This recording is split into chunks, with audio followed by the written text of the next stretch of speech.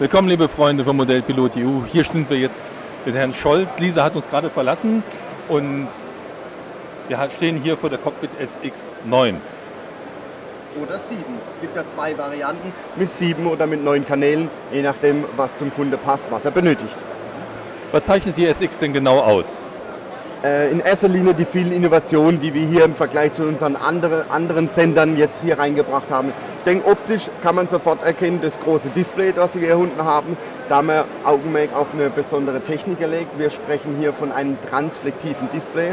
Das heißt, dieses Display kann man auch bei Sonnenlicht sehr gut ablesen, denn wo findet denn unser Hobby statt? Draußen, hoffentlich an der Sonne, und da sollte man seinen Sender einwandfrei ablesen können. Der Vergleich zum Smartphone kann sich, glaube ich, jeder selber bilden, wo man dann oft drauf guckt und kann sich richtig erkennen.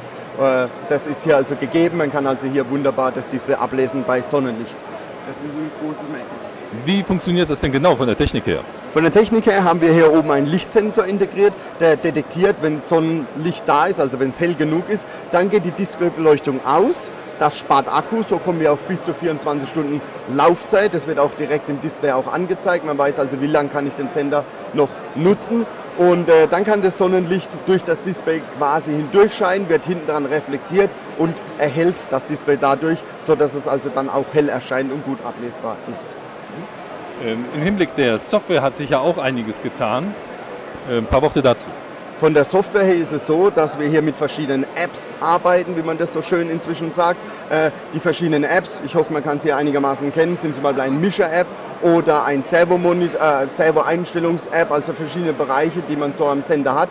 Die kann ich aufrufen. Für mich das Besondere ist bei diesem Sender, dass der einen Assistenten hat. Den kann man aufrufen, der fragt einen dann modellspezifische Fragen, beispielsweise ist es ein Segler, ist es ein Hubschrauber oder ein Multicopter, und führt mich dann Schritt für Schritt für die für den Sender wichtigen Fragen, sodass das Modell innerhalb von kürzester Zeit konfiguriert ist, ich die Servos und Empfänger einstecken kann und sofort einsatzbereit bin. Bezüglich der Ergonometrien sieht man ja, dass wir hier so eine Anschräge haben, diese natürlichen Daumenformen. Genau. Wir haben also den Sender nicht gerade gestaltet, sondern der ist leicht schräg angeordnet von der Knüppelposition her, damit die Handgelenke leicht angewinkelt sind, was einfach eine längere Nutzung, eine angenehmere Handhabung ermöglicht letztendlich. Von der Art her ist es auch so, dass wir beispielsweise die Schieber, die viele Sender an der Seite haben, hier auf die Rückseite integriert haben, sodass ich den Sender sicher halten kann und kann dann da hinten meine Klappen, mein Gas, was auch immer, die verschiedenen Funktionen drauflegen und habe dann eben so die Möglichkeit, den Sender zu halten und habe dann trotzdem die Möglichkeit, im Hintenweg diese Schieber sauber zu führen, ohne den sicheren Halt zu verlieren.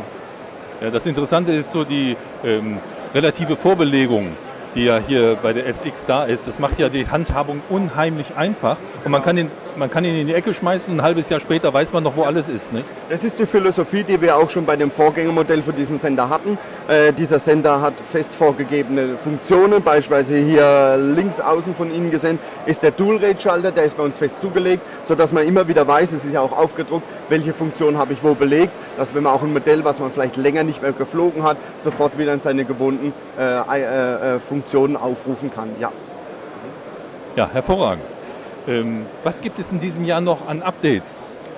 Wir werden sicherlich Updates in diesem Jahr noch bringen für diesen Sender. Wann, wo und welchem Umfang, das darf ich natürlich jetzt hier nicht verraten. Aber wir hören natürlich auf das, was der Kunde draußen sagt. Mit uns kann man sprechen und dann versuchen wir die Wünsche zu ermöglichen, ohne den Sender zu kompliziert zu machen, aber ohne auch den Benutzer zu sehr einzuschränken, sodass jeder mit dem Produkt glücklich wird. Im Hintergrund sehen wir gerade das Wingstabi sich drehen, also euer neuer Empfänger. Gibt es da eine Verbindung zwischen den beiden?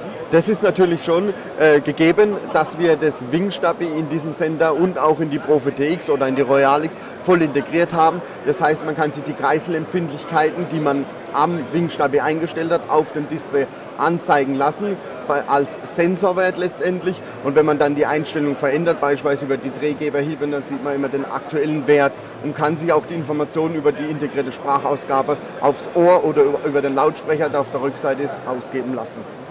Die Technik von der Profi TX, die hat ja hier auch eine Entsprechung gefunden, nämlich die Knüppelaggregate, die so gut sind, wie es viele sagen, und so alle beneiden ja quasi diese Aggregate, die habt ihr hier auch eingebaut. Das sind die allergleichen Knüppel wie in der Profi TX und auch in der Royal SX drin sind. Weil sie so genial sind, haben wir hier uns nicht entschieden, irgendwas günstiger einzubauen, sondern nehmen eben auch hier die gleichen hochwertigen Aggregate, die ein präzises Steuern des Modells ermöglichen. Was ich noch erwähnen möchte, ist, dass man diesen Sender ganz einfach laden kann. Auf der Rückseite hier hinten ist ein USB-Anschluss. Jeder hat, glaube ich, inzwischen zu Hause ein Smartphone, irgendein mobiles Gerät, sei es Fotoapparat, hat dazu sein Ladegerät und kann überall, beispielsweise auch diesen Sender im Kfz über einen entsprechenden Zigarettenanzünder USB-Adapter aufladen. Wobei ich denke, wir werden relativ selten aufladen müssen, weil die Akkulaufzeit bei dem 4000 mAh Akku bei 24 Stunden liegt und die Ladenzeiten werden man wird sehr selten laden müssen, weil einfach die Laufzeit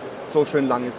Ganz wichtig ist es mir hier oben zu erwähnen, dieser Sender ist made in Germany, er wird komplett in Deutschland gefertigt und damit sind wir, würde ich jetzt hier mal so frei behaupten, der letzte deutsche Senderhersteller. Mit diesem Wort gehen wir jetzt mal einen Schritt weiter zu den Neuheiten bei den Servos. Ja, und gerne. erstmal super, Dankeschön für die Sache. Und zum Vielen Schluss, Modellfliegen ist Spitze!